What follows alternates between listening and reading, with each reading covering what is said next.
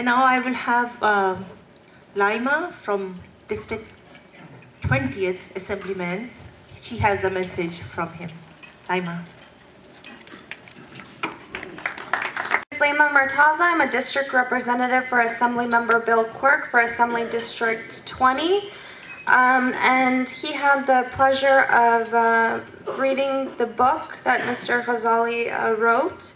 And so this is a letter on behalf of him.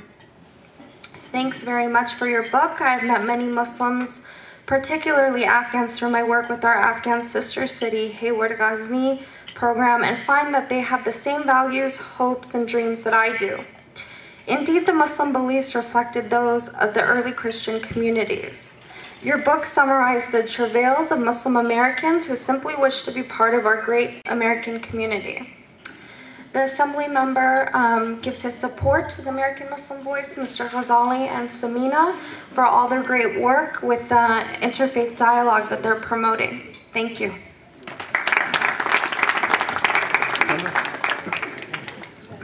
Thank you. And now we will have Zahra Billu from CARE. She's going to read comments from Craig Weisner, who is a really wonderful supporter of the Muslim community, American Muslim Voice, and a good friend of mine. Zahra Billu, please welcome her.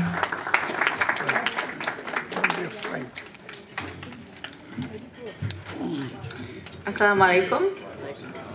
Craig Weisner is the co-founder of Reach and Teach, a peace and social justice learning company. Craig is a decorated Air Force veteran who served as a Korean linguist, intelligence analyst, and language instructor at the Defense Language Institute from 1979 to 1987. Craig's opinion writing has appeared in the San Jose Mercury News, the San Francisco Chronicle, the Christian Science Monitor, and he's a frequent contributor to the KQED radio Perspective series. He says, "Dear Mr. Ghazali, I am so sorry for not being able to be there in person, but here are my brief comments. Even those of us who deeply care about the plight of our Islamic sisters and brothers in a post-9/11 America and know some of the difficulties they have faced, the sheer magnitude of the discrimination, humiliation, loss of freedom, loss of hope, that are painfully and painstakingly described in this emotionally charged book are devastating. Having stood in one security line at an airport and noticed a dear Muslim friend nearby in another, only to find her in tears an hour later after she had finally been allowed into the boarding area, knowing that she was on her way to visit a dying parent. I can understand the fear and frustration so loudly proclaimed in this book. The real question is whether we as Americans will once again overcome yet another phobia in our long list of phobias, and embrace, rather than fear and shun, our Muslim brothers and sisters as our neighbors and friends. Much peace, Craig." Thank you. Thank you, Zahra. The friend Craig was talking about was me.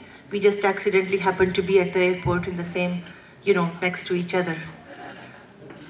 Ever since I've been in America, about 34 years ago, I came dressed like that. And after 33 years, I'm proud to say I still dress like that.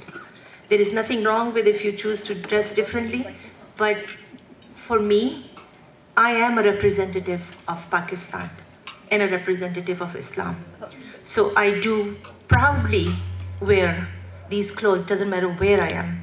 I have gone to White House, I have gone to Senate, conference, every place. So that's why I think they stopped me, because when they asked me to take my scarf off, I refuse. When they asked me to go through the x-ray, I refuse. Because, I hope you all know that during the x-ray, they can see your whole body. So I always ask for private screening. And sometimes they don't like it because you increase their work. So therefore, they will be very mad at you. Some do better than others, but a lot of the time, it's not pleasant. But I will go through that just to make a point. I am here, and I don't need to simulate, and I don't need to integrate. I am here to build an inclusion and beloved community and country where we have many, many supporters. What our fellow Americans are missing are the Muslims. They are very supportive of us, but we need to reach out to our neighbors and we need to reach out to our colleagues. Few days ago, I was presenting at a church, and there was a gentleman who came and asked me, I have been working in this company for 10 years. I have a Muslim colleague, and I'm afraid to approach him. I'm afraid to approach him because I don't want to make him defensive. I don't want for him to think that I'm questioning his faith, but I want to understand. So we as Muslims need to make it easier for people to approach us. So all of you are a representative of Islam and whatever country you came from. So be an ambassador, be a good ambassador, have a smile on your face. So you are doing charity and you are approachable.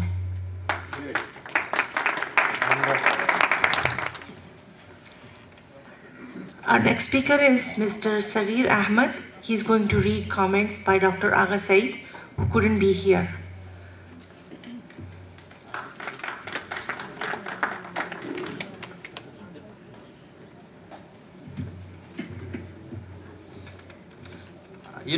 Dr. Agha Saeed is not well, so but he gave a statement. He represents California Civil Rights Alliance, a national coalition of protection of civil freedoms. His statement is a cursory look at this book, even at its table of comments, reveals and documents systematic operations of Muslim Americans by the extremist elements in the United States and the civil society. Most importantly, it's a very useful source for the civil rights activists. Mr. Ghazali has thematically organized his columns under the chapter titles: The Civil Rights, Islamophobia, a Campaign Against Muslim Charities, Muslim Faith Inquisition, Institutionalized Profiling, Stereotyping, Movies, Media, Hate Crimes, Discrimination and Harassment, and Attempts to Silence Genuine Muslim Voices. This book enables the reader to understand the context, the motivations, and the consequence of the US court system's refusal to uphold human rights for all.